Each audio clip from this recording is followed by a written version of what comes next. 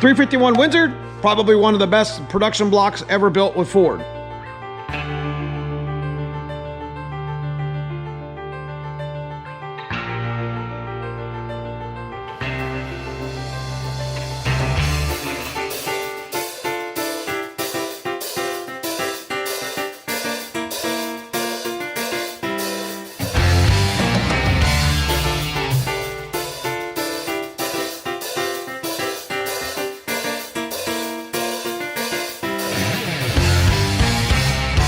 This particular block is our 387 stroker that we talked about on the channel for a number of years. Stock block, stock pistons, stock rods, and a 385 crank, cast steel crank from summer racing. We had a critical failure at the drag strip this past month. You know, this oil pan leaking all over the place. And we got to tear it apart and find out what's wrong. So let me get my wrenches out. Let's get right into it.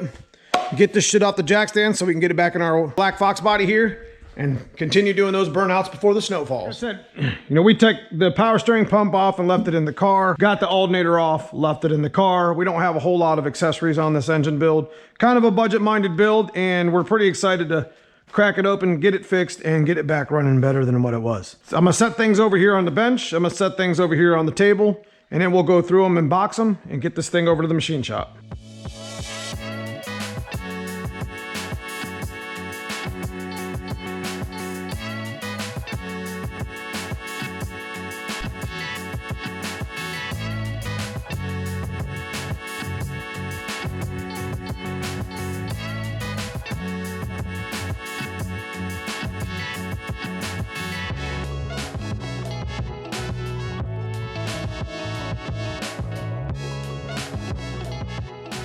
As you can see, there's not a whole lot of stuff to take off this motor, as we built it pretty conventional, you know, with not a lot of accessories. And it's just an old school push rod motor, which I love to death. You know, I love these old 351 9.5 deck motors. There's a lot of potential, especially with the cleaver build we got coming up. You're gonna see me take the intake off, and then we're gonna start taking all the valve train apart. It won't take too long. You'll see it in a time lapse. We'll pull the heads off and take a look at the pistons, and you guys will get a chance to see what those old Fox body pistons, after a year's worth of time, what those old Fox body pistons look like. One thing I did want to mention real quick is I'm going to be cleaning these 80-pound injectors. With this motor sitting out of the car for a number of however long weeks or whatever, it's probably high tide that we go ahead and get those things cleaned, because you remember we found a dead injector in our 363 and it ran pretty good. But injector cleaning is super duper important. That stuff can really mess your motor up.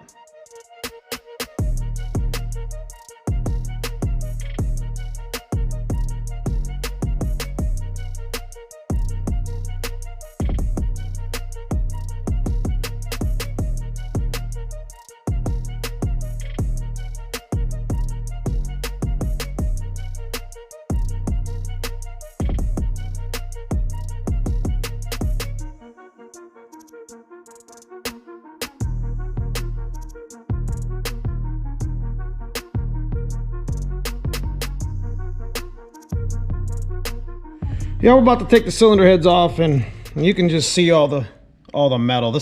Everything's got to be washed, like everything. We're going to be changing over to a link bar. We got some better link bars from one of the old blocks that we're going to take an attempt at. An old set of Morels from the 408. They were not old at all, and yeah, we're going to have to wash this block pretty good, which is, you know, to be expected.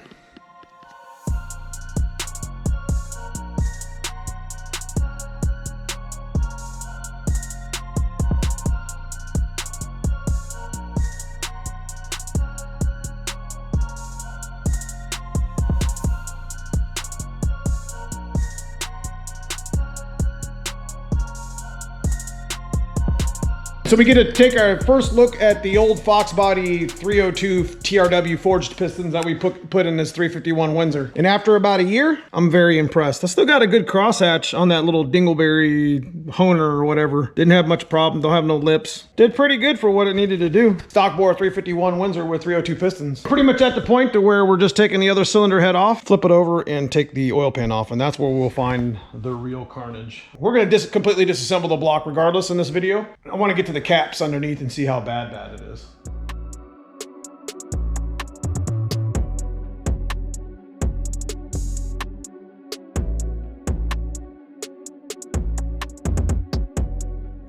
Pretty much the same result on the other side.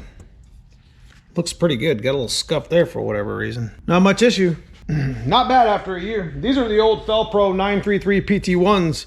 These are really good head gaskets to use on stuff like this, on stock bottom end stuff, and probably could get away with a better gasket, get a little more quench out of it by running like a 4100, but this is like a stock bore type of gasket. Okay, we're about done with the top end. We're gonna flip this thing over and pull that oil pan off.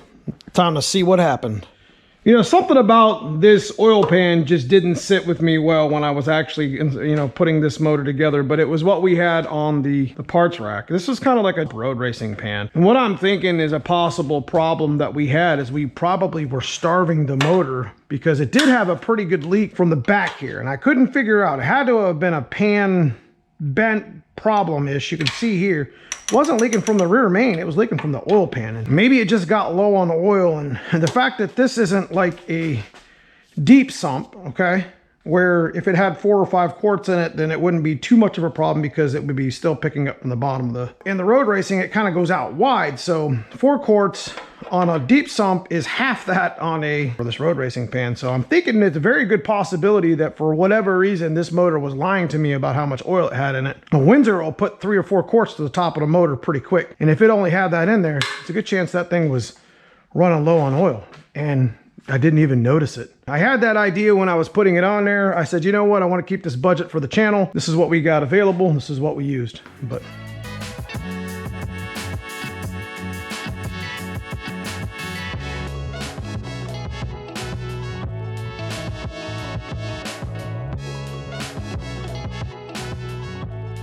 okay, here we go.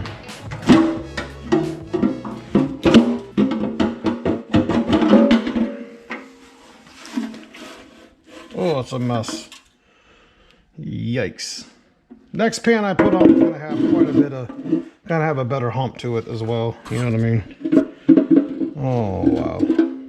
I don't look like I bent any rods. Pretty tough for old Windsor rods. Good old Fox body pistons. Okay, so let me get this oil pump off and we'll start taking the mains off and the rod bearings. Bet these mains look good and these rods are jacked. Look how hot they got. Oh, there's another one.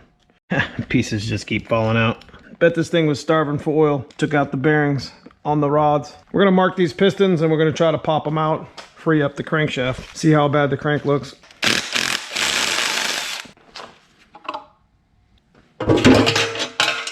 Let me pop a couple of these rod caps off real quick.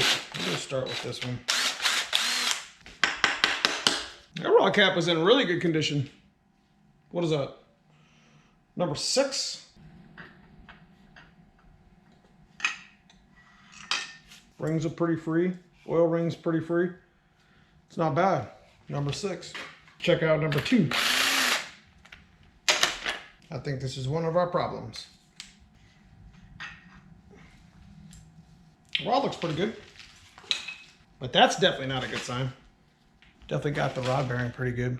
This one not terrible, but it's pretty tore up. Okay, we'll go with number, what is this? 5. That smells so bad. See if we can move the motor at all. Nope. Yeah, this is the bottom of, yeah, this is spun. Yeah. You start it for oil and it gets hot, locks the motor down. Pretty much at this point, we're gonna go ahead and start popping these mains off. I'm obviously cannot still turn the motor yet. Loosened up the mains and I was able to bring the rods around. So that tells me that probably got a couple of these main bearings pretty good. Let me zip these other rods off and we'll pull the crank caps to see what they look like. Okay, the last parts of the video, we're just gonna go ahead and get these main caps off and the rod caps. I'm not gonna spend a whole lot of time showing you the front of the motor. I'll just stop with the camshaft real quick and show you the camshaft and some of the issues that we had real quick. That looked really good. Number one main. We're just gonna set them back down in here. Number 2 is showing a little bit of copper, but not bad. Now this is the thrust bearing. Wow, thrust bearing's mint. Look at that. I don't see any cap walk really. Number 4, not bad either. You got some copper on it, but nonetheless, not bad at all. and the rear main.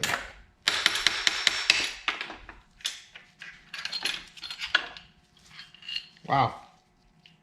Perfect. Got a little bit of copper on the edge, but in really good condition. You can see how hot the crank got there. Number 1 and number 5 got beat up pretty good. I haven't taken the rest of them off, but I'll zip them off real quick, get the pistons out, finish this video up, and finish this motor up, pull the cam in the front of it apart.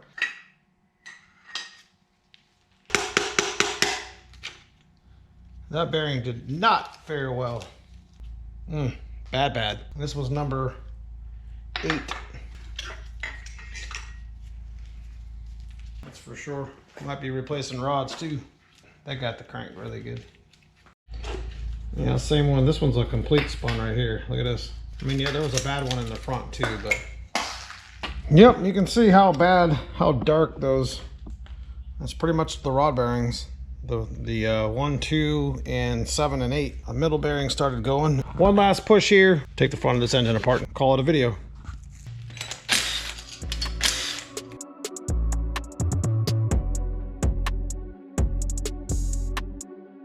Now these were just some old lifters that I had laying around. Old Ford lifters that I had out of a 302.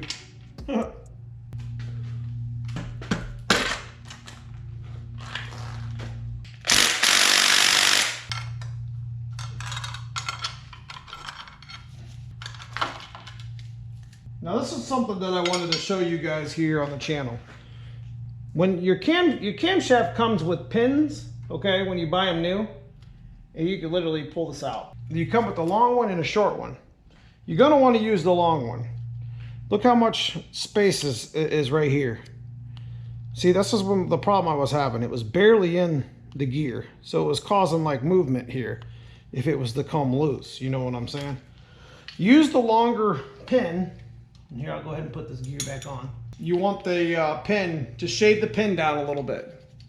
You know what I mean? Make it flat to this. You want all the pin to be engaged the most into the gear itself. That was one of the issues I was having because these timing chain gears weren't doing very well. So pins, I was shearing into pins because the bolt wasn't an ARP, and the fact that that pin should have been flush here. Should have had a full pin or a double pin.